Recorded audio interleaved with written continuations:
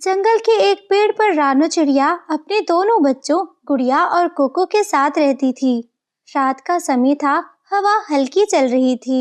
माँ, मुझे नींद नहीं आ रही। क्यों बेटा, क्या हुआ? पता नहीं माँ, लगता है कोई हमें देख रहा है। मुझे भी लगा माँ, जब मैं आँख बंद करता हूँ ना तो आवाज आती है, कुकू कुकू। तुम दोनों हवा से दोस्ती कर लो, फिर हवा तुम्हारा नाम लेना छोड़ देगी। सच में कोई बुला रहा था माँ? बस अब चुप हो जाओ दोनों, सो जाओ। माँ, अगर सच में कोई हुआ तो फिर मैं देखूंगी। तुम दोनों कुछ मत बोलो और ना कुछ सोचो। सब चुप हो गए। थोड़ी देर तक हवा चलती रही। माँ, पेड़ के नीचे कुछ हिल रहा है। तुम्हें लगा होगा नीचे कुछ नहीं है। मैंने देखा माँ, तो छोटी सी आंखें चमकी हैं। कुकू, सपना देख रहे हो तुम? मुझे भी लगा कुछ था मम्मा। बस कर दो, अब दोनों सो जाओ। तब एक पत्ता ऊपर से गिरा। रानो ने देखा उस पत्ते के साथ एक काला पंख चिपका हुआ था। ये काला पंख, लगता है कालू फिर से आ गया। वही जो हमेशा तंग करता है। हाँ बेटा, अगर वो आया ना तो इस बार मैं उसे भगा दूंगी। वो हमसे क्यों नहीं डरता माँ? वो सिर्फ आवाज बनाता है, बस उसके पास हिम्मत नहीं है। थोड़ी देर सब चुप रहे। हवा ज्यादा तेज चलने लगी। पत्ते हिल रहे थे, घोंसला थोड़ा हिला। माँ, पेड़ हिल रहा है। मुझे डर लग रहा है माँ। मैं यही हूँ, तुम दोनों चुप रहो। रानो, मम्मा, किसी ने तुम्हारा नाम लिया। श्श, कुछ मत बोलो। माँ, ये आवाज कहाँ से आई? पता नहीं। रानो, घर बदलने का समय आ गया है। हाँ, इसका क्या मतलब? पता नहीं बेटा, लेकिन मुझे लगता है जंगल में कुछ बदलने वाला है। हम कहीं और जाएंगे क्या माँ? फिलहाल कुछ नहीं कह सकती, तुम दोनों सो जाओ। रानो ने बच्चों को अपने पंखों के नीचे ले लिया, पर उसके दिल में एक बात घूमती रही। घर बदलने का समय आ गया है। सुबह हो गई थी। रात का डर अभी भी रानो के मन में था। हवा बिल्कुल शांत थी। माँ, पेड़ आज बिल्कुल चुप है। हाँ, आज हवा भी नहीं चल रही है। माँ, वो आवाज फिर से आएगी क्या? हो सकता है बेटा, पर हम अब नहीं डरेंगे। माँ, मुझे लगता है पेड़ हमसे कुछ कहना चाहता है। शायद मुझे बुलबुल से बात करनी होगी। हाँ माँ, वो समझदार है। तुम दोनों घोंसले में रहो, मैं अभी आती हूँ। रानो बुलबुल के पास गई। अरे रानो, सुबह सुबह सब ठीक है? नहीं बुलबुल, कल रात हवा में किसी ने मेरा नाम लिया है। क्या कहा उसने? उसने कहा घर बदलने का वक्त आ गया है। तुमने जवाब दिया? नहीं, डर लग रहा है मुझे बहुत ज्यादा। आज अगर वो आवाज आए तो चुप रहना, सिर्फ सुनती रहना। ठीक है, मैं सुनूंगी। डरना मत, जंगल तुम्हारे साथ है। धन्यवाद बुलबुल। शाम हो गई थी। रानो पेड़ पर आ गई। उसके दिल में थोड़ा डर था और थोड़ी उम्मीद थी। माँ, आज रात फिर आएगी आवाज क्या? पता नहीं बेटा, पर जब आएगी तो हम चुप रहेंगे। मैं भी सुनूंगा इस बार। हाँ, लेकिन कोई बोले तो जवाब मत देना। रात धीरे धीरे गहरी होने लगी। हवा चलने लगी, पहले हल्की फिर थोड़ी तेज। रानो, माँ, ये वही आवाज है। चुप रहो। रानो, घर बदलने का समय आ गया है। क्यों? कहाँ जाना है? हाँ, तुमने जवाब दे दिया। बस अब चुप। जंगल के दूसरे किनारे पर एक बड़े पेड़ के ऊपर कालू कौवा, उसकी पत्नी गोरी कौवी बैठे थे। लगता है आवाज ने रानो तक बात पहुंचा दी। अब क्या करोगे? बस अब देखते हैं कितनी देर में वो घर छोड़ती है। पर तुम्हें उसके घर से क्या चाहिए? उस पेड़ के नीचे कुछ छुपा है गोरी, और जब तक वो यहाँ है मैं उसे नहीं निकाल सकता। वो रानो कमजोर नहीं है। मैं उसे नहीं लड़ूंगा। हवा और डर उसका काम करेंगी। तुम हमेशा चाल चलते हो कालू। जंगल में जीतना है तो अकल से काम लेना पड़ता है गोरी। रानो अब भी सोच में थी। कल रात उसने आवाज को जवाब दिया था। आज वो सोच रही थी क्या गलती हुई। माँ, आज हवा बिल्कुल चुप सी है। हाँ, जैसे कोई इंतजार कर रहा हो। माँ, मुझे लगता है हमसे कोई बात करना चाहता है। पर क्यों बेटा? शायद वो आवाज फिर से आएगी। इस बार आएगी तो मैं उस आवाज को समझने की कोशिश करूंगी। रात फिर से आई। इस बार हवा हल्की सी सरसरानी और फिर रानो, नदी के पार जाना है। नदी के पार? माँ, उसने क्या कहा? उसने कहा नदी के पार जाना है। माँ, हम जाएंगे क्या? अभी नहीं पता बेटा, सुबह देखेंगे। सुबह हुई। रानो सोच में थी क्या वो आवाज सच थी या हवा का खेल। मम्मा, हम नदी के पार जाएंगे क्या? हाँ, मुझे लगता है हमें जाना चाहिए। लेकिन क्यों माँ? शायद वहीं हमें कुछ मिलने वाला है। मम्मा, बुलबुल डॉक्टर को बताए बिना मत जाना। बुलबुल से बात कर लेती हूँ। रानो चिड़िया बुलबुल के घर गई। रानो, तुम फिर? बुलबुल, आवाज ने कल रात कहा कि नदी के पार जाना है। तो लगता है आवाज तुम्हें रास्ता दिखाना चाहती है, पर मुझे डर लगता है। डर सबको लगता है रानो, लेकिन फिर कहीं डर के पीछे सच छुपा होता है। ठीक है, मैं बच्चों के साथ नदी के पार जाऊंगी। संभल कर जाना, जंगल का दूसरा हिस्सा अलग है। सच्चाई जानकर रानो वापस जरूर आना। हाँ, मैं आऊंगी। मुझे सच मिल जाएगा तो मैं वापस अपने जंगल को लौट कर आऊंगी। सुबह का वक्त रानो चिड़िया, गुड़िया, कुकू नदी के पास पहुँचे। हवा थोड़ी ठंडी थी, पानी बिल्कुल शांत था। माँ, ये नदी तो बहुत गहरी लग रही है। हाँ बेटा, लेकिन तुम ध्यान से जाना। माँ, क्या हवा ने सच में हमें यहाँ बुलाया है? लगता तो ऐसा ही है, पर अगर वहाँ कुछ ना मिला तो फिर हम वापस चले जाएंगे। नदी के दूसरे किनारे का जंगल पुराने जंगल से अलग था। पत्ते बड़े थे और पेड़ों के बीच एक हल्की सी चमक आ रही थी। माँ, ये जगह तो पहली बार देखी है। हाँ, मैं भी यहाँ कभी नहीं आई। देखो माँ, वहाँ कुछ चमक रहा है, चलो देखते हैं। तीनों उस चमक के पास गए। वहाँ मिट्टी में एक छोटा सा गोला डब्बा था, एक पुराना नारियल। मम्मा, ये तो नारियल है। हाँ बेटा, पर ये यहाँ कैसे आया? इस पर लिखा है कुछ, जो घर खो गया वही घर तुझे पाएगा। माँ, इसका मतलब क्या है?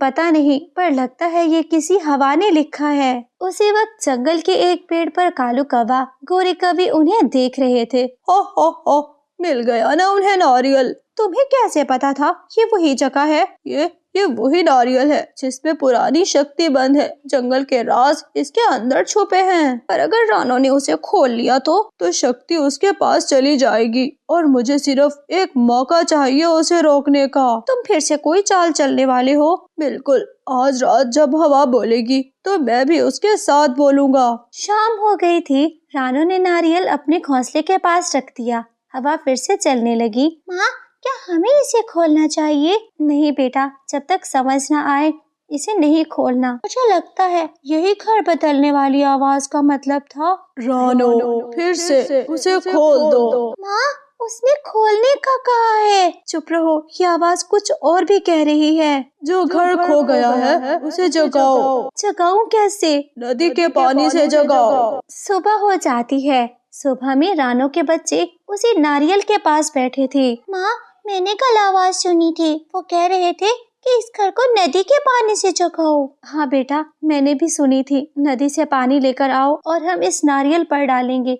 हम जानना चाहते हैं। रानो के बच्चे पानी लेकर आए। रानो ने पानी डाला तो वो नारियल बदलना शुरू हो गया। माँ, नारियल बदल रहा है, देखो तो सही। हाँ माँ, ये तो घर बन रहा है। नारियल खुल गया और एक नरम सी रोशनी निकली। वो एक चमकता हुआ सुंदर सा जादुई नारियल का घर बन गया। उनका नारियल का जादुई घर बन जाता है। माँ, बच्चे सब बहुत खुश थे। माँ, वो हवा हमारी दोस्त थी, वो हमें बचाना चाहती थी और जादुई घर देना चाहती थी। हाय, मैं बर्बाद हो गया। रानो के बच्चों ने नारियल को खोल लिया। नारियल को खोलना था, इसका मतलब जंगल का राज खोलना था। मैं बर्बाद हो गया। ये क्या, रानो ने सब खोल। लालची कालू कौवा ऐसे ही अपना सर पीटते रह जाता है। प्यारे दोस्तों, इस कहानी को लाइक, चैनल को सब्सक्राइब करना मत भूलना। आपका धन्यवाद। सुंदरवन में पिछले कुछ हफ्तों से मौसम अजीब तरीके से बदल रहा था। कभी धूप इतनी तेज होती कि पेड़ के पत्ते भी जलते हुए लगते। इस बदलते हुए मौसम ने जंगल के हर पक्षी को बेचैन कर दिया था।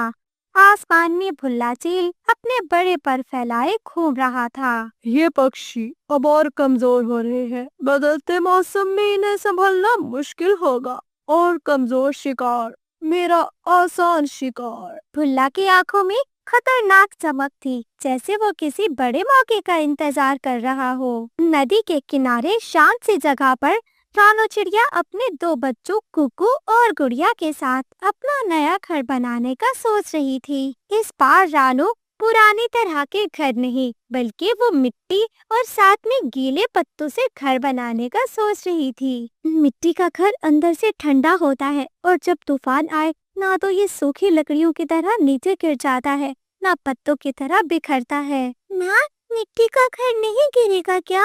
नहीं बेटा, अगर मिट्टी को ठीक से जोड़ देंगे और पत्तों को साथ में डाल देंगे तो ये घर कभी भी नहीं गिरेगा। बहुत मजबूत घर बनेगा ये। बरगद का पुराना बड़ा और ऊंचा पेड़, यही कालू कौवा अपना नया घर बना रहा था। कालू का घर सुंदरता दिखा रहा था। रंगीन पत्ते, चमकदार पंख और साथ में लकड़ियां लगाई हुई थी। देखो गौरी, ये घर देखे बिना कोई पक्षी नहीं रह सकता। मैं सुंदरवन का सबसे स्टाइलिश पक्षी हूँ। बिल्कुल, रानू तो नीचे मिट्टी के कीचड़ जैसा घर बना रही है। आपका घर तो एकदम शाही महल लगता है। कालू घर की तरफ देखकर अपनी तारीफ के मजे ले रहा था। रानू ने अपना वो मिट्टी का घर तकरीबन बना लिया था कि तभी कालू और उसका दोस्त लल्लू तोता नीचे आ गए। ओ रानू दीदी, ये घर है या मिट्टी का कोई खिलौना है? सबसे बड़ा तुमने मजाक किया है। रानो, तुम हमेशा अजीब तरीके करती रहती हो। मिट्टी का घर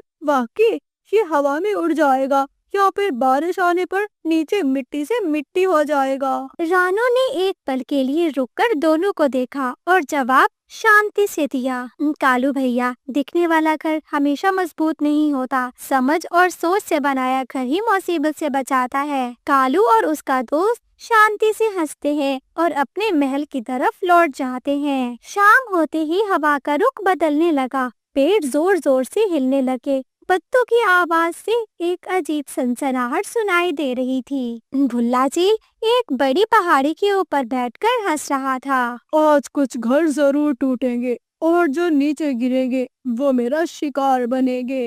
रात की हवा और ज्यादा तेज हो गई। बरगद के ऊपर सबसे शानदार महल जो बना हुआ था वो हिलने लगता है और झटके खाने लगता है। गौरी, संभालो संभालो, हवा बहुत तेज हो गई है। एक बड़ा हवा का झोंका लगा तो हम सब नीचे गिर जाएंगे। कालू जी, घर टूट रहा है, घर को किसी तरह संभालिए। एक जबरदस्त हवा का झटका आया और कालू का वो घर जो शानदार महल की तरह लगता था नीचे गिरकर तिनका तिनका हो गया। गौरी, अपना घर तो टूट गया जो इतनी मेहनत से बनाया था। हमारा घर तिनका तिनका हो गया। अब हमें कोई सुरक्षित जगह ढूंढनी होगी। कालू जी, रानू के पास चलते हैं। उसका मिट्टी का घर शायद हमें बचा ले। तेज बारिश और हवा के बीच दोनों रानू के घर की तरफ दौड़ पड़े। रानू ने अपने बच्चों को कोने में छुपा रखा था, जिससे वो तेज हवा और बारिश से भी सुरक्षित बैठे हुए थे। रानो बहन दरवाजा खोलो, तूफान हमारे पीछे पड़ा है, हमें खींचे चले जा रहा है। रानो ने दोनों को अपने घर के अंदर ले लिया। बाहर भुल्ला चील घूम रहा था। वो कालू का घर टूटा हुआ देखता है। बस यहाँ होगा मेरा शिकार, अब मैं यहीं से लूंगा अपना शिकार। मगर वो देखता है घर तो एकदम खाली था। भुल्ला चील तेजी से उड़ता है। भाग गए, लगता है वो दोनों यहाँ से भाग निकले। कहाँ गए? खैर, फिर कभी जरूर वो मेरा लुकमा बनेंगे। वो भुल्ला चील रानो के घर के पास आता है, मगर रानो का घर बिल्कुल नजर ही नहीं आ रहा था। पेड़ के पत्तों में छुपकर पेड़ के जैसा और मिट्टी में मिट्टी के जैसा। भुल्ला चील मायूस होकर वहाँ से उड़ पड़ा। सुबह होने तक तूफान धीरे धीरे खत्म हो गया था। कालू और गोरी बहुत शर्मिंदा थे। रानो, तुम्हारा मिट्टी का घर जादू के जैसा मजबूत है। जब सब उड़ रहा था ये तो बिल्कुल हिला ही नहीं। रानो बहन, हमने तुम्हारा मजाक उड़ाया और तुमने ही हमारी जान बचाई। माफ कर दो रानो बहन। कवे भैया, घर का दिखावा नहीं होता, बल्कि घर तो हमारी सुरक्षा के लिए होता है। इसलिए घर वहाँ बनाइए जहाँ पर हमारी हिफाजत हो सके। उस दिन के बाद कालू ने फैसला कर लिया वो कभी भी सुंदरता को नहीं देखेगा, बल्कि सुरक्षा पहले देखेगा। रानो की समझदारी ने अपने बच्चों की और अपने दोस्तों की भी जान बचा ली थी। प्यारे दोस्तों, रानो की ये कहानी लाइक और चैनल को सब्सक्राइब करना मत भूल। जंगल के बीचों बीच एक बड़े पीपल के पेड़ के ऊपर रहती थी रानो चिड़िया। रानो चिड़िया के 2 बच्चे थे, कुकू और गुड़िया। उनका घोंसला टूटा फूटा था। जंगल में जैसे ही तेज हवाएं चलने लगती, उनका घोंसला बुरी तरह हिलने लग जाता था। एक दिन जंगल में तेज हवा चलने लगती है। मम्मा मम्मा घोंसला हिल रहा है, मम्मा मुझे डर लग रहा है। बस मेरे बच्चों, थोड़ा संभल कर। गुड़िया बेटी, आप अपने घोंसले में खुद को संभालने की कोशिश करो। आज के दिन हवा कुछ ज्यादा तेज थी। रानो चिड़िया का घोंसला हवा को बर्दाश्त नहीं कर पाता। घोंसला धड़ाम से नीचे गिरा। मम्मा मम्मा मैं तो गिर गई। हाँ मम्मा, मेरा पंख घायल हो गया। चिड़िया और कुक्कू बेटा जल्दी से उठ जाओ। माँ बेबसी की हालत में अपने दोनों बच्चों को उठाती है। हे ईश्वर, ये मेरे ऊपर कैसा इम्तिहान है। मेरे घर में तो दाना भी नहीं है, ऊपर से मेरा घर भी चला गया। अपने बच्चों को घर के मलबे पर बिठाकर रानो चिड़िया अपने दोस्त मिठू तोते के पास जाती है। तोते भैया, मेरा घर टूट गया है। हाँ रानो, मैंने देखा, आवाज भी सुनी, मगर हमारे पास भी इतना कुछ नहीं कि हम तुम्हारी मदद कर सकें। हाँ रानो बहन, वैसे भी कुछ दिनों के बाद मेरी बहन ने आना है, उसके बच्चे भी होंगे, इसलिए हम तुम्हारे बच्चों को घर पे नहीं रख सकते। रानो की आंखों में आंसू आ जाते हैं। अभी तो मैंने मदद का बोला भी नहीं था, इन्होंने मुझे पहले ही मना कर दिया। इसका मतलब मुझे इनसे मदद मांगनी भी नहीं चाहिए। रानो उदास होकर अपने बचपन के दोस्त कबूतर के घर जाती है। कबूतर भैया दरवाजा खोले, मुझे आपसे बात करनी है। पति जी, आ गई होगी आपकी वो गरीब सहेली, अगर उससे बात करोगे तो मैं घर छोड़ दूंगी। रानो बहन, मेरी तबीयत ठीक नहीं है, आप थोड़ी देर के बाद आ जाना, अभी आप चली जाओ। कबूतर का कड़वा लहजा बता रहा है कि वो भी मुझसे बात करना नहीं चाहता। कोई बात नहीं, जिसका कोई नहीं होता उसके साथ ऊपर वाला होता है। रोते हुए निराश होकर रानो नदी के पास जाती है और वहीं जाकर रोने लग जाती है। मेरी किस्मत बहुत खराब है, बहुत ज्यादा। अपने बच्चों को आज तक मैंने दिया ही क्या है। हे ऊपर वाले, अगर मेरे पास कुछ नहीं था तो मुझे बच्चे भी ना दिए होते। रानो के रोने की आवाज पास के पेड़ पर बैठा उल्लू बाबा सुन लेता है और वो रानो को अपने पास बुलाता है। अरे रानो बेटी, परेशान क्यों होती हो? मैंने तुमसे पहले भी एक बार कहा था, तुमको जब भी कोई चिंता हो तुम मेरे पास आ जाना। उल्लू बाबा, अब तो इतनी शर्म आती है अपनी मुसीबतें दूसरों को बताने में। क्या मेरी जिंदगी इतनी कठिनाइयों से भरी है कि हर समय मैं सिर्फ दुख ही सुनाती रहती हूँ? बेटी रानो, ऐसी चिंताएं नहीं करते, खुश रहते हैं। देखो, अब तुम्हारे पास संतान है और जिनके पास संतान नहीं उनसे जाकर पूछो। मेरे पास संतान है तो संतान को खिलाने के लिए, उनको रखने के लिए घोंसला तक नहीं है। कोई मुझसे मेरे